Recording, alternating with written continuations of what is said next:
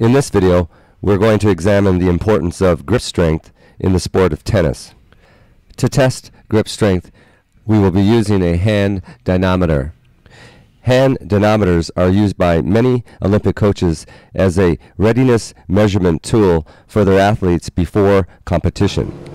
Not only can you pre-test your athletes, you can post-test them to also check for muscle fatigue. By testing your players throughout the day, you can find out when they will be playing at their strongest.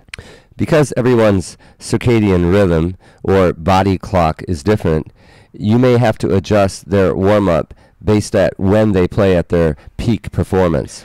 For this test, we are strictly examining grip strength and not grip pressure on the tennis racket handle.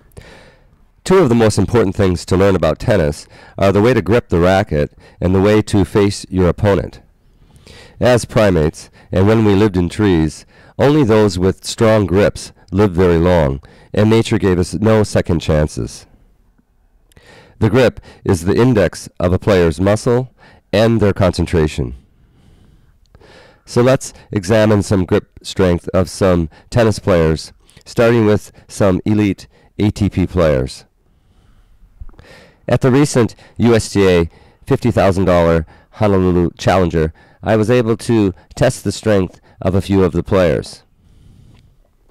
I want to thank Robert Kendrick, Bobby Reynolds, Amir Delic, and all the other players who allowed me to test their strength even while they were still in the tournament.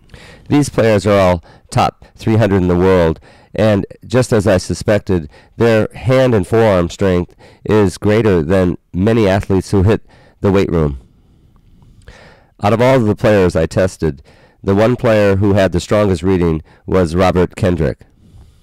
I pre-tested Robert and then followed up with a post-test after he had a warm-up. He pre-tested at 531 newtons or 119 pounds.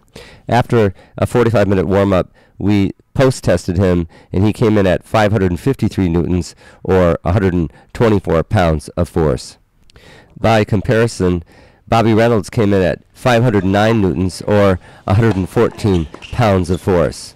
Coincidentally, Bobby Reynolds' grip strength was identical to Olympic rower Drew Ginn.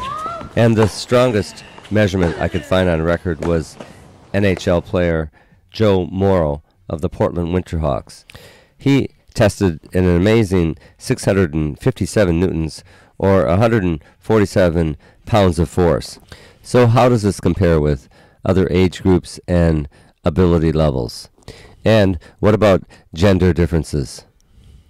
To date, I have random samplings ranging from players age 5 to 88.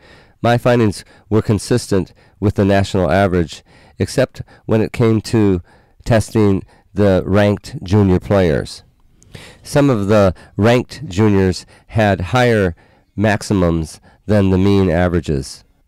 Boys and girls are roughly the same up until the age of 10. But after the age of 10, boys are significantly stronger. Strong correlations existed between grip strength and the child's weight, height, and in particular, hand length. In our next video, we will examine the significance of these findings and how it affects junior development.